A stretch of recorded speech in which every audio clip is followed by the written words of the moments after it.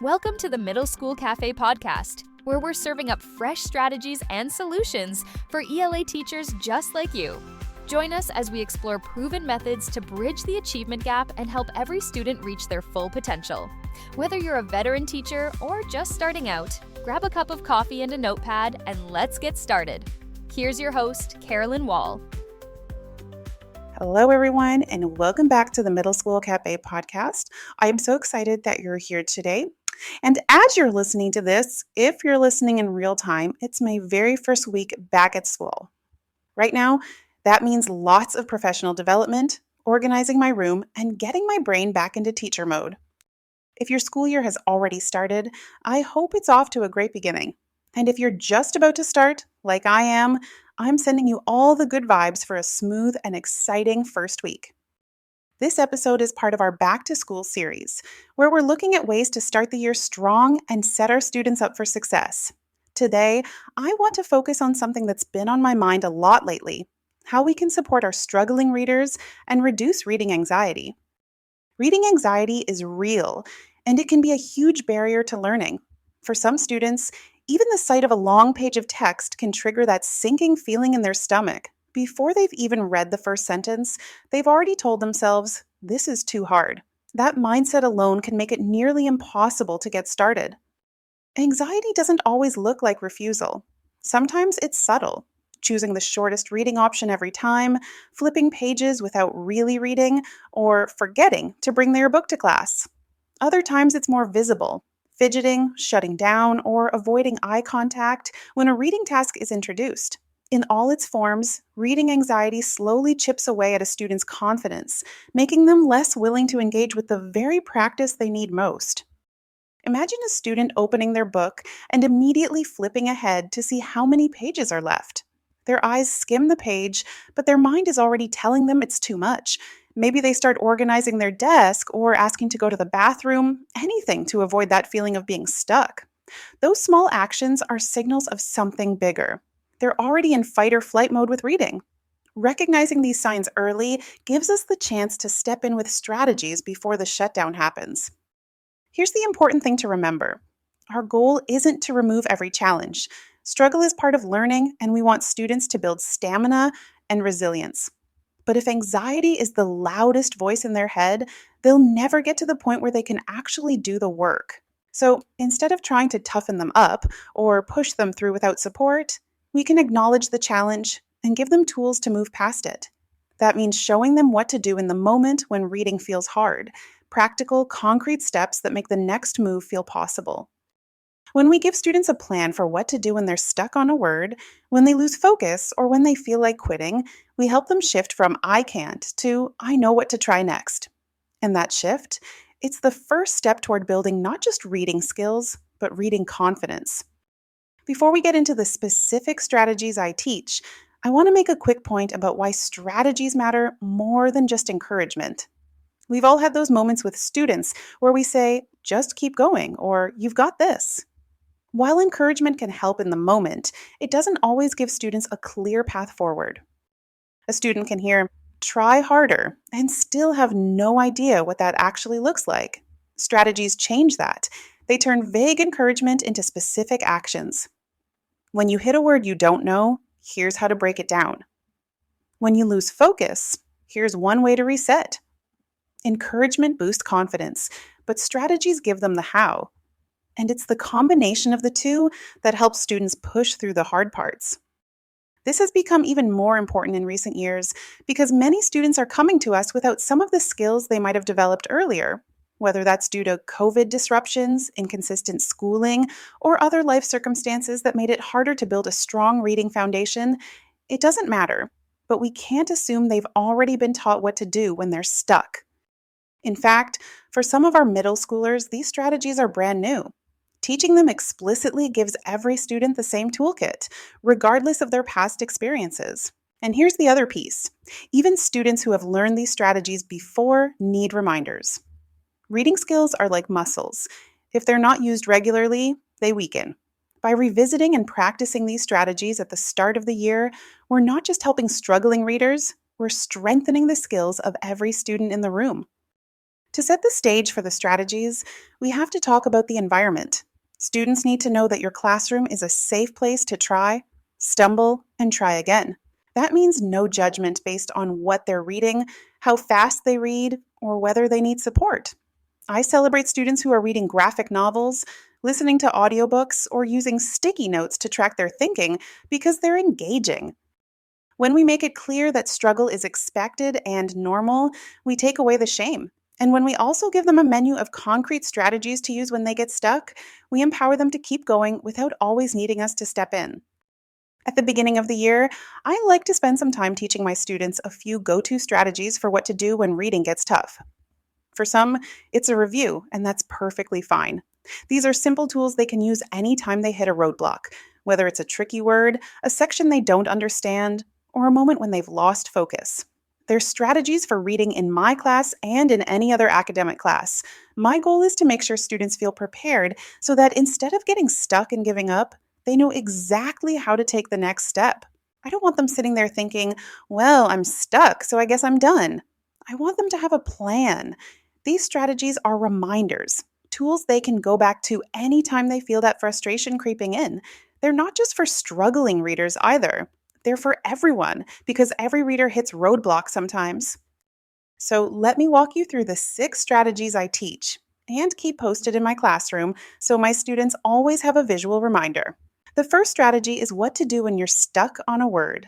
I tell my students it's normal to get hung up on unfamiliar words, but we don't want one word to stop the whole process. I model this by using a nonsense word, something they've likely never seen before, and thinking out loud, sounding it out slowly, breaking it into smaller chunks, using context clues, or even skipping it and coming back later. I want them to see the steps, not just the result, so they realize figuring out a word is a process anyone can learn. The second strategy is for when you don't understand something you've just read, and I'm honest with them, this happens to everyone, even me. We practice rereading slowly, figuring out where we lost track, and trying to explain the section in our own words. Sometimes we'll jot down a quick question to revisit later. It's about realizing that confusion is part of learning, not a reason to stop. The third strategy is for when you lose focus. Middle schoolers are juggling a lot, and it's easy for their minds to wander. We normalize simple resets, like using a bookmark to track the lines, setting a small read one more page goal, or even moving to a different spot in the room for a change of scenery. I also use short mini goals to reinforce their stamina. Read to the bottom of this page, then take a 30-second stretch. Focus is a muscle, and these short repeated steps strengthen it over time. The fourth strategy is for when you just want to quit. We've all had those moments when frustration builds and you feel like putting the book down for good. When that urge hits, I encourage students to take a small, doable step to get moving again. That might mean making a quick prediction about what might happen next, flipping back to the last part they understood, and rereading it to get back into the flow, or setting a short goal, like reading just one more paragraph or one more page. Sometimes I'll suggest they pause and think about the main character or topic for a moment, then decide what they want to know next. Those small actions give them a sense of control and help restart their momentum without feeling like they have to power through the entire reading all at once. Now, this doesn't mean students can't walk away from a book. I absolutely support a student in abandoning a book that isn't working for them. Maybe the pacing is off, the topic isn't holding their interest, or it's simply not the right fit at that moment. That's a healthy part of being a reader. But the strategies I'm suggesting for when a student wants to quit is different. This is for those moments when students hit a wall with an article, a short text, or even a section of a book and just want to shut down entirely. Sometimes it's not about switching to something else. It's about sticking with it long enough to finish the task or reach a meaningful stopping point. Helping students recognize the difference between this book isn't for me and I'm feeling stuck right now is key to building both their reading skills and their stamina. The fifth strategy is more of a mindset reminder. What to do when reading just feels tough. I remind students not to compare themselves to others. Your reading journey is your own, and someone else's pace or page count doesn't define your success. Instead, I encourage them to focus on their own progress, how much effort they put in, the strategies they tried, and the times they pushed through a tricky section. We track what I call small wins, moments when they did something that moved their reading forward. That might be figuring out the meaning of a challenging word on their own, staying focused through a whole page without drifting off, or finally understanding a section they'd been confused about. And the last strategy is for when you don't know what to say about what you've read. This is a big help during discussions or written responses. I give them sentence starters like, "This part reminded me of," or "I didn't expect," or "The most important thing was." These prompts take away the pressure of coming up with something on the spot and help them feel confident sharing their ideas. By introducing these strategies early in the year and keeping them visible all year long, my students know they have a safety net. Getting stuck isn't the end. It's simply a signal to use one of the tools they've practiced. That shift in thinking makes them much more willing to stick with a text, even when it's challenging. I've learned that how I frame the strategies is just as important as the strategies themselves. I don't want them to feel like rules or a way to catch students doing something wrong. If I only point to the visual reminders when a student is struggling as a correction, they lose their impact. Instead, I present them as choices, a menu of options to try, and I celebrate the attempt just as much as the result.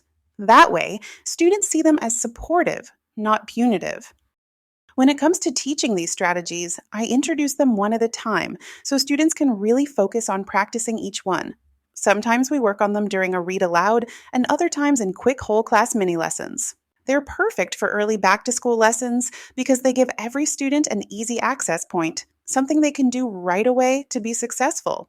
Starting with these strategies reminds students of what they already know about reading, helps ease them back into the routines of thinking about text, and builds confidence from the start. I also reinforce these strategies in one-on-one reading conferences. I'll often ask, "Which strategy did you try today?" If they can't name one, we work together to choose a strategy and apply it right there in the moment. The next time we meet, I follow up with, "How did it go?" Over time, this process builds their independence because they learn to notice when they're stuck and choose a strategy on their own.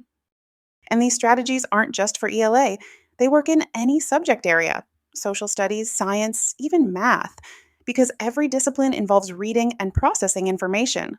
When students are taught to use the same language and tools across classes, they begin to see these as universal learning skills, not just ELA strategies. That consistency helps them know exactly what to do anytime they hit a roadblock, no matter the subject. Supporting struggling readers isn't about lowering expectations. It's about making sure they have the tools to meet their needs. Reading anxiety can be a real barrier, but when we give students concrete, doable strategies, we turn those stuck moments into learning moments. If you'd like to bring these strategies into your own classroom, you can grab my reading support posters for free. They are 6 colorful visuals with student-friendly language that you can hang up or introduce in lessons. They work for all readers, not just those who struggle, and they're a great way to build independence. You can get them by heading to the link in the show notes. And that officially wraps up our Back to School series.